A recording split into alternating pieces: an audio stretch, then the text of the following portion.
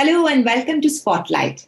In today's episode, we are going to be chatting with the elegant and charming Sadiqa Peerbhoy, a writer who can turn from a single line advertising copy to a 200-page book with equal ease. Sadiqa is an award winning creative director. Apart from creating advertisements for leading Indian and global brands, she's also written the scripts for very popular television serials and documentaries. She's also been a columnist, has written several short stories, and published books of fiction. Welcome to the show, Sadiqa. Let's talk about your latest book. This is the one that you've written about the NRIs and the kind of emotions that memories of home evoke in them. Can you tell us what inspired you?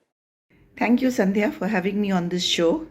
I know you've had a slew of very distinguished people, and I'm very happy that you have asked me to be on this show, and thank you so much for the introduction. You have asked me about the newest book of mine, which is on Amazon at the moment. It is an ebook, and it is called Call of the Heartland. What really inspired me was these immigrants and the Indians who have struggled hard to get that green card and that citizenship in the US and UK. And, they've pulled every possible string to get there. But once they get there and the newness goes, they are in the throes of severe nostalgia for India. And they only meet with Indians and they sing old songs and they're talking about Indian in Pakistani cricket. And most of them have plans to eventually come back to India.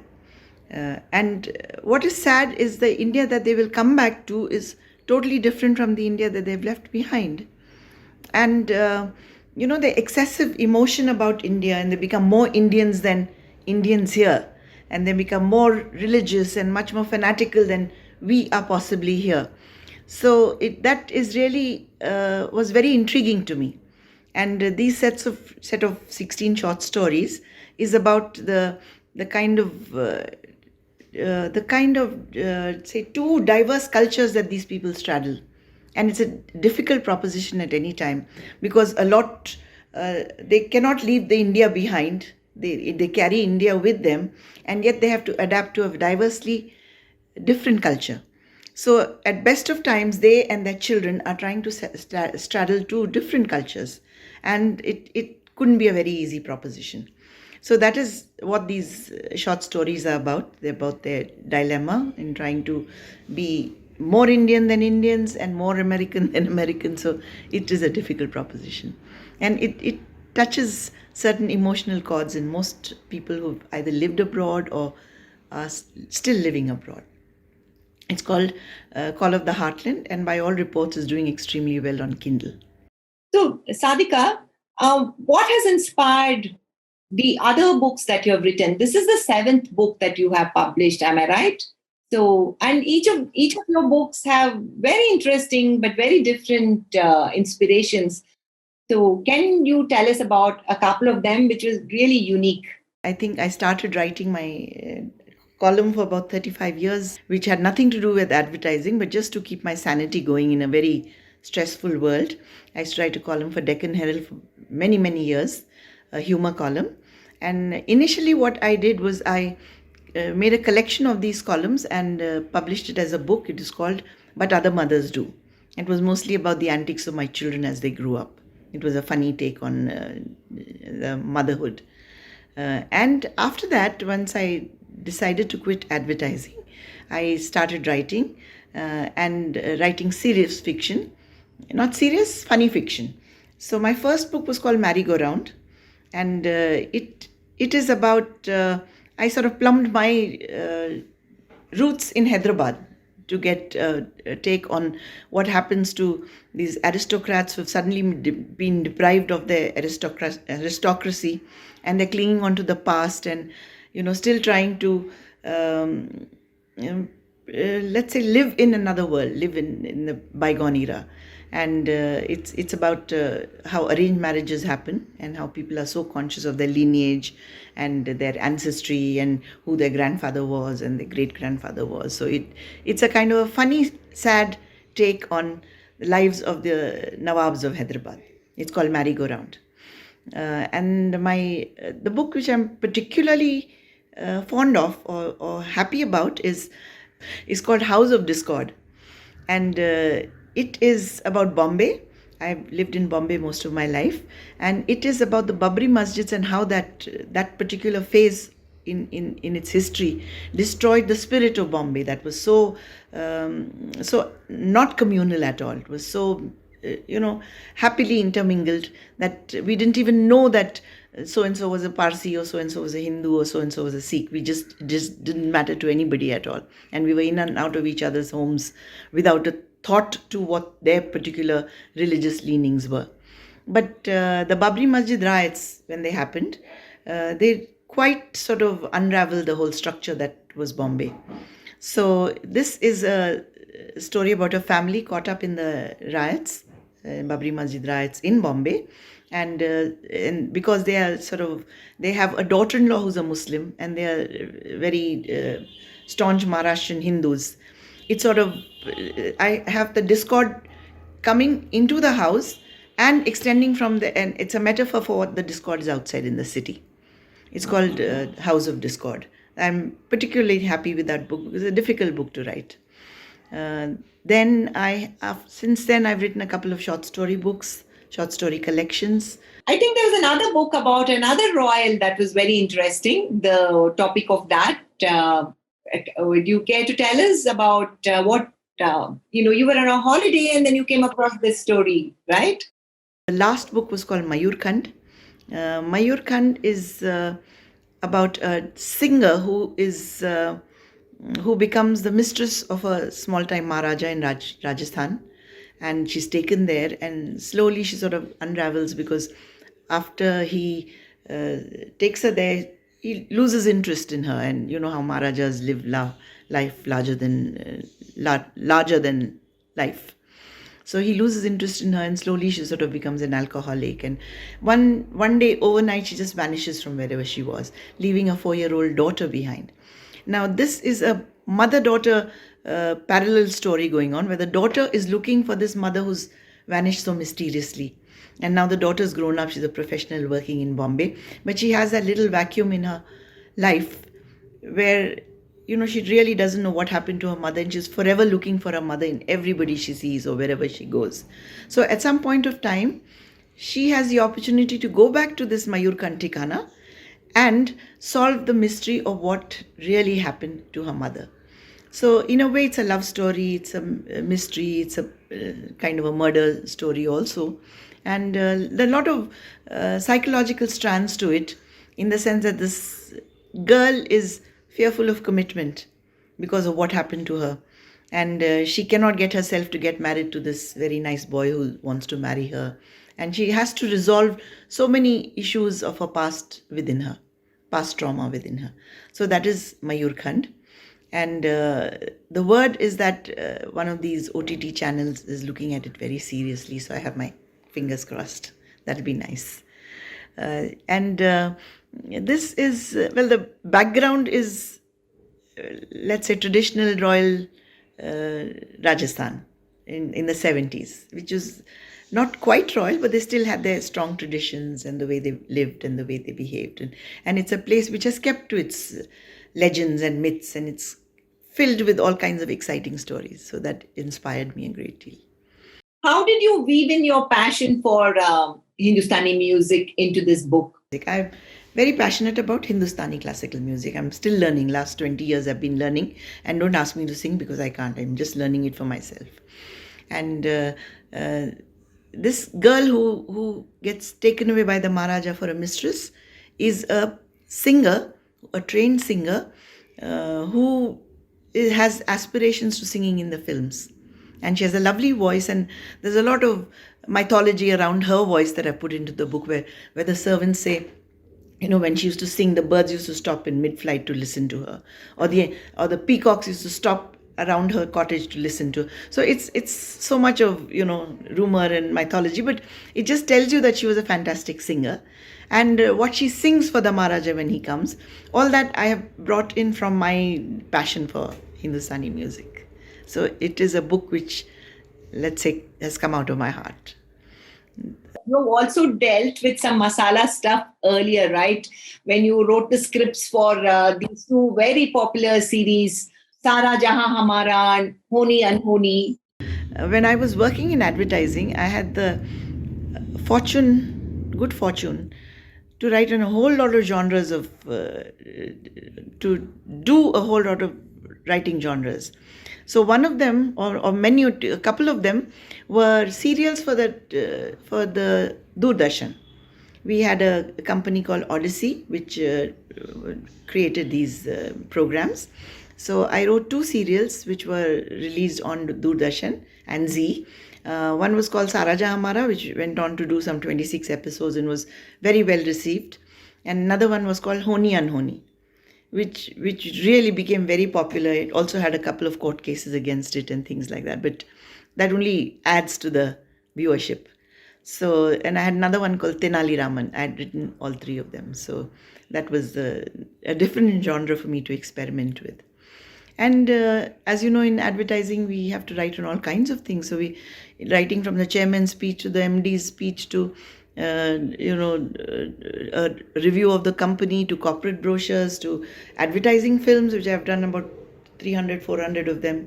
So, in these many different, experiences that you have, can you share a couple of very interesting ones, either, while shooting for the television episodes or any of the advertising shoots that you've been at? I'm sure you've had very, very interesting episodes. It was such a good time of my life to be in advertising, and every day was a new adventure. On one hand, we'd be writing about condoms. I'd be doing creative for condom.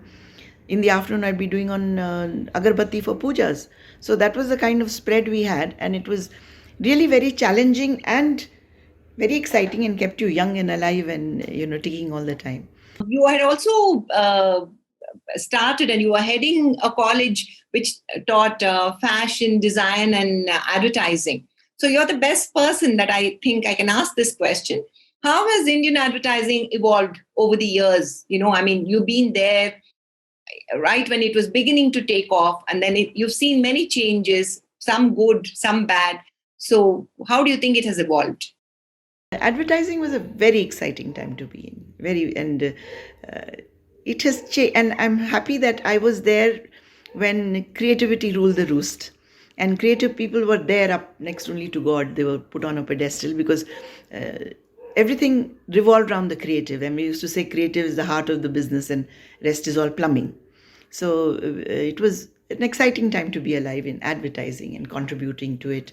This was a little before the multinationals came in with all their ground rules and their statutory inclusions and the statutory kind of communication, and you can't do this and you have to use this font and you have to use that type and you can't use this word. That became too restrictive. And it became highly competitive because at that time when, lot of billions of dollars were at stake. So we just couldn't have fun anymore.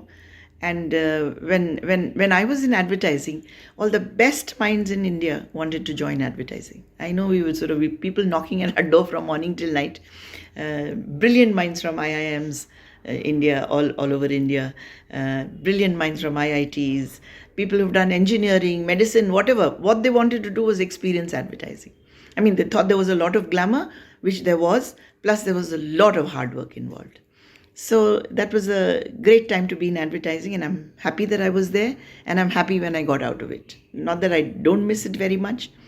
Sometimes I dream of entire campaigns that have turned out in my dream, and down to the last slogan, headline, whatever. But one moves on. Sadiqa, I can see that painting behind you. Is it one of your other hobbies along with music? The painting that I can see behind you? During the lockdown, I found I had a lot of time on my hands, though I do my online classes. I do guitar classes and I do music classes. But, and I'm writing some, but not very much because all the publishers seem to have gone to sleep. and the bookshops are closing down by the dozens. So writing is slow, but painting is taking up upfront space in my mind. And I'm learning. I'm really not there, but I'm learning. With every painting, I sort of get better, I think, because I have friends asking me for painting, which is the ultimate, let's say, endorsement. So now I'm going to ask you a rather cheeky question, and I hope I can take that liberty with you. Because as I confessed, I'm a fangirl of Sadiqa Peerbhoy. So I'm going to take this liberty. You are originally, from Bombay, and then you started writing this column in Bangalore saying Swalpa adjust Madi. Do you think you yourself adjusted too much into Bangalore and became a little too unnecessarily modest in marketing yourself? Had you remained a Bombay person, do you think you would have marketed yourself more? I honestly don't know. I think Bangalore, with its laid back attitude, has got to me in a way. But I'm also reticent by nature. I have never talked about myself too much, or given interviews, or pushed myself forward. It goes against the grain. And I'm better off building other people's brands rather than me as a brand. But I mean, suppose that I was in Bombay and I was in advertising, I'm sure I would have been discovered. I'm sure media would have discovered me. I'm sure other agencies would have discovered me. But my problem was I married into advertising and I always worked for my husband. So I'm sort of always been one of the backroom boys, and not really been upfront collecting all the laurels. I think what's due to one comes anyway, whether you ask for it or not, it comes your way. And of course, when I'm talking to you, Sadiqa, I cannot help but bring back that one iconic line. I know you've written many, but I have to bring that up. जो बीवी से किया प्यार वो Prestige से कैसे करे इनकार. I mean, I cannot get over how you told me how. I mean, you just sat down and you wrote it in a few minutes, or even before you went to the office. I think that changed the fortunes not just of your client company, but even the actors who acted in the TVC. I was just reading about it. Did you know that they all went on to become so famous after this ad? And the wonderful thing is it ran for some 10, 15 years initially, and then it sort of faded out. Now, after so many years, after 40 years, it's come back. They've brought it back because it works so well for them. They brought it back, and now it's running again in a slightly changed avatar. But it's still something that I just pulled out of my head one day. Now, when you write what's so-called iconic lines, you don't set out to write iconic lines. You write lines which will motivate people, which will give them a little emotional connect, or which will emotional connect with the brand, and which will keep the brand uppermost in their mind. So one writes like that, but what happens to the line afterwards, it's its own doing, in the sense that this particular one prestige line, jo BB se kare pyar, ran for the longest time, made a huge brand success out of prestige pressure cookers, and beat the competition hollow, which was Hawkins at that time. And what it did was it got into common parlance. You had people telling each other the line. You had writers writing about it. You had politicians using it for their slogans. It just walked into all kinds of situations. In the movies, people were quoting this to each other, "Jo biwi se kare pyar," and housewives were blackmailing their husbands emotionally and saying, "Oh, you don't love me because you bought me some other cooker. You want me to be killed in the kitchen or whatever." So it just became something that triggered a lot of interest around it. And I guess now you could call it iconic, because after 40 years it's come back, which never happens in advertising, unless it's a Coke slogan or something. And there were many lines. Another one which I was quite happy about was "Timekeepers to the Nation" for HMT. That was my line. And that also ran for the longest time. And recently, when a couple of years ago, when HMT closed down, they had a huge headline saying "Timekeepers to the Nation" is closing down or is shutting down or whatever. So, everybody forgets who wrote it, but the line lives on. So that's very nice. And then we had a line for ECIL, that was Electronics Corporation of India, which said, "Where tomorrow is today." again, that became very, very popular at that time. So I guess things go on and you feel good about things that you have done. And these things live on long after. Sadhika, as a writer, I'm curious to know how you handle the requirements of these different genres of writing. I don't stop to think. I just do it. In the sense that when I wrote the scripts for Sara Jahan Hamara and Honi and things, I never stopped to think that what do I know about script writing? It came into my lap and said, my husband stood on my head and said, I want this by tomorrow. So I just sat down and did it. So the best way is don't second guess yourself, don't question yourself, just do it, as Nike says. And the same thing happened when Merry-Go-Round, my Hyderabad book, was taken up by a couple of directors, well-known directors, to make plays out of, wanted to present the plays for Deccan Herald Festival. So they said, who will do the script? Will you do it? I said, yes, I know the subject best and inside out, so I write the script. And I sat down and wrote the script, and it went down very well. And, we had people coming for the play, and they said, who wrote the script? So I said, I did. What do you know about writing scripts? So I said, I don't know that I don't know. So I just go and do it. So that's happened both the times with Sara Jam. One was in Bangalore Hindi, and one was in English. Both, and it was a funny play and sort of went down very well with the audiences. And people have asked for a repeat for it, but it's expensive to put up a play, so people are still thinking about it. Thank you so much for joining the show today, Sadiqa, and all the best. I know you have another book in the pipeline, and all the best with that, and all the best with your Mayur Kand becoming a serial that we can watch on any of the streaming platforms. Thank you so much. Do subscribe to the Raintree Media channel on YouTube. Like, comment and share the videos.